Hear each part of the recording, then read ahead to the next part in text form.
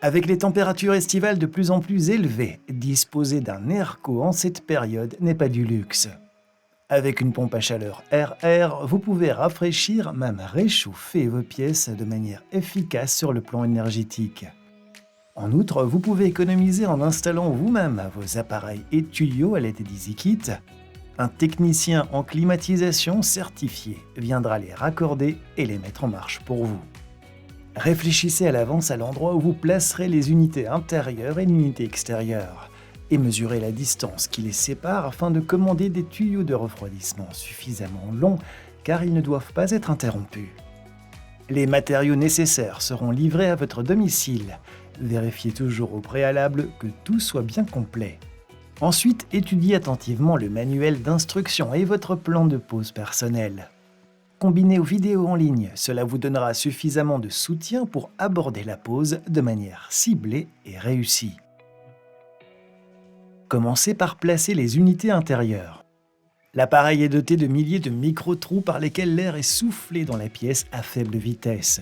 La fonction anti-vent Windfree vous permet de rafraîchir la pièce sans sensation de courant d'air. Plusieurs unités intérieures peuvent être connectées à une unité extérieure. C'est donc à vous de décider où et combien vous en installez en concertation avec votre coach EasyKit. Assurez-vous simplement que vous puissiez répondre aux critères de placement. Et avec ces instructions en tête, commencez à placer les supports de montage. En même temps, gardez à l'esprit l'emplacement de vos tuyaux de refroidissement, ce qui vous aidera à déterminer comment positionner le support. Dans la disposition A qui a la préférence, le tuyau de refroidissement entre dans l'unité par la gauche et le raccord est dissimulé derrière l'unité. Fixez le support à votre mur en suivant les bons principes. Assurez-vous que la surface soit solide et plane et adaptez vos vis ou chevilles en conséquence. Vous souhaitez poser les conduites de votre airco à l'avance pendant les travaux de construction. Prévoyez une boîte d'encastrement. Et s'il vous faut un espace supplémentaire pour une pompe à condensat, une boîte d'encastrement est là aussi recommandée. Tous les supports sont-ils bien en place ? Eh bien, vous pouvez passer à la préparation des conduites car vous devez aller de votre unité intérieure à l'unité extérieure.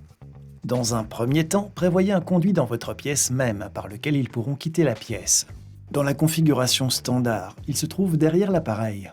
Dans vos instructions, vous trouverez l'emplacement du trou par rapport au support. Tracez ce point et faites un trou de 9 cm de diamètre. Et pour ce faire, utilisez une scie cloche adaptée à votre surface.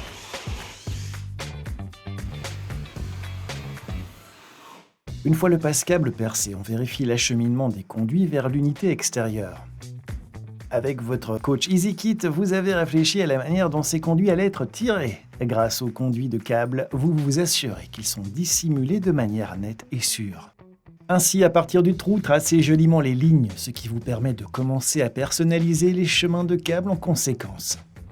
Dans les angles, utilisez votre mètre pour reproduire à l'angle exact. Vous pourrez facilement le transposer au conduit. Par exemple, si vous avez un angle de 45 degrés, coupez les deux extrémités à 22,5 degrés pour obtenir l'angle. Enfin, dotez l'ensemble de votre parcours de conduits sur mesure pour un résultat soigné. Vous pouvez ensuite installer des tuyaux. Il s'agit des tuyaux de refroidissement ainsi que des tuyaux d'alimentation et d'évacuation. Dans le cas de cet appareil Samsung, il faut également prévoir un câble de commande supplémentaire. Retirez soigneusement tous les éléments de leur emballage et étudiez les instructions avant de commencer ce travail délicat. Il est en effet extrêmement important d'éviter que les tuyaux de refroidissement ne se plient. Vous pouvez visionner l'exemple en vidéo sur le pliage des tuyaux de refroidissement et emprunter le kit de pliage pour vous aider. Procédez tout de même au pliage avec précaution car un pli peut entraîner des dysfonctionnements dans votre système au risque de devoir remplacer l'ensemble du tuyau.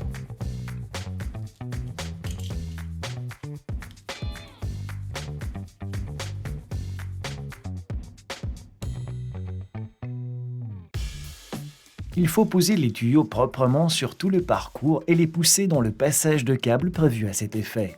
Il est préférable de commencer par les tuyaux de refroidissement, puis de faire passer les tuyaux électriques en dessous, car ils sont plus flexibles. N'oubliez pas d'installer un tuyau d'évacuation jusqu'à votre unité intérieure pour évacuer l'eau de condensation. Vous le placez dans le trou du bas pour que l'eau s'écoule naturellement et vous le raccordez à un tuyau d'évacuation. S'il y a un écoulement naturel, faites passer le tuyau d'évacuation de l'eau de condensation à l'extérieur par le conduit de câble. Répétez ces étapes pour toutes les unités intérieures que vous souhaitez installer. Posez les tuyaux selon les indications et maintenez-les en place à l'aide de conduites. Veillez à ce qu'aucune saleté ne puisse pénétrer dans les tuyaux de refroidissement. Et si vous avez des questions, n'hésitez pas à contacter votre coach EasyKit. Dans le cas de la configuration B, les câbles et l'accouplement passent à droite de l'appareil, il faut donc dégager leur enfoncement à cet endroit. En principe, l'endroit où le couplage est effectué n'a pas d'importance. Il suffit de s'assurer qu'il se trouve à un endroit où le technicien pourra facilement l'atteindre. Et s'il n'est pas possible de prévoir un point d'évacuation inférieur, installez une pompe à condensat qui pousse l'eau vers le haut, ce qui permet d'obtenir un circuit transparent. Si tous les câbles atteignent l'unité intérieure avec une marge suffisante et que les supports sont en place, vous avez déjà préparé la partie intérieure. Le technicien se chargera de tous les raccordements électriques et de refroidissement. Tous les tuyaux doivent encore atteindre l'unité extérieure qui, comme son nom l'indique, est placée à l'extérieur. Vous devrez donc prévoir une autre conduite vers l'extérieur. Dans ce cas, l'unité se trouve sur un toit plat, alors faisons passer le tout par un local technique et par le toit jusqu'à cet endroit. Réalisez l'ouverture dans le toit avec un diamètre suffisamment grand et veillez bien entendu à ce que l'étanchéité de votre toit ou de votre façade soit réalisée en conséquence. Avant de sortir les câbles par unité, il faut les regrouper. Collez donc les câbles de refroidissement, le XVB, le câble de commande et l'éventuel tuyau de condensation ensemble et indiquez à quelle unité ils appartiennent. Le technicien saura ainsi immédiatement ce qu'il doit brancher et à quel endroit. Amenez ensuite les câbles à l'extérieur et veillez à ce qu'ils soient suffisamment longs. Dans tous les cas, il est préférable de prendre une marge minimale de 2 mètres lors du calcul du parcours des câbles. Préparez un câble d'alimentation pour votre unité extérieure en direction de la boîte à fusibles. Laissez-le dépasser d'1 mètre les tuyaux de refroidissement en cuivre pour un raccordement sans problème. En cas d'utilisation d'une pompe à condensat, ce circuit doit également être évacué.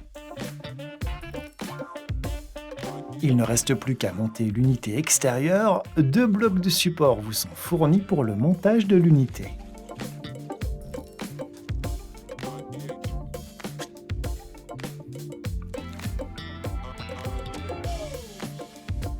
Raccordez le connecteur pour l'écoulement de la condensation.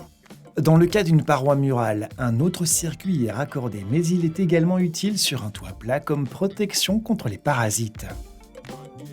Assurez-vous ensuite que l'unité soit positionnée au centre des blocs avant de les fixer ensemble à l'aide des supports et des boulons fournis.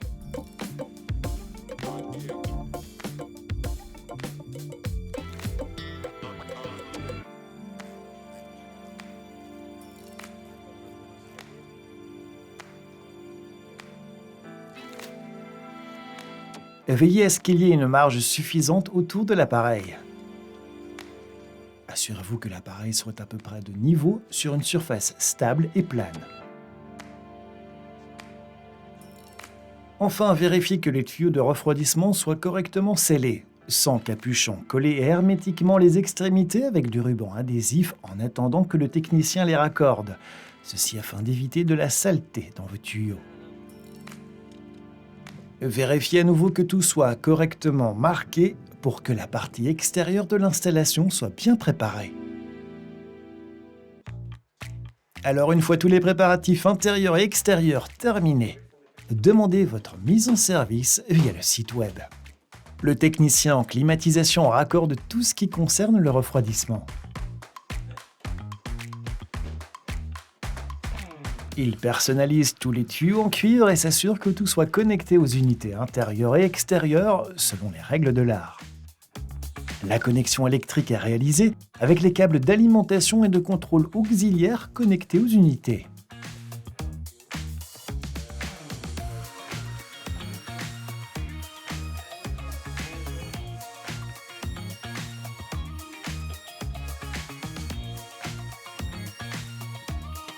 Il effectue ensuite un test de pression, ce qui permet de vérifier qu'il n'y a pas de fuite d'air dans le système.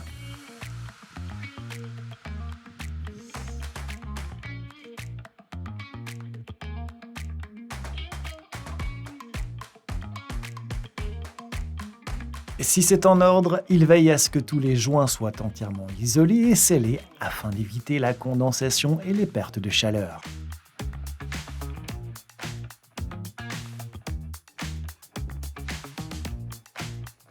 Et il raccorde les tuyaux d'évacuation.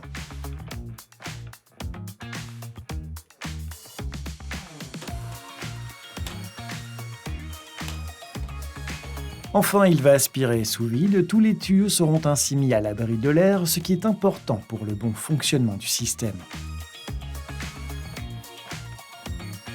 Ce n'est que lorsque tout est ainsi aspiré et connecté correctement que le système peut démarrer. En quelques explications, vous voilà équipé d'un système multifonctionnel que vous contrôlez facilement via l'appli qui l'accompagne. Vous assurez une température optimale dans votre habitation de manière agréable et économe en énergie.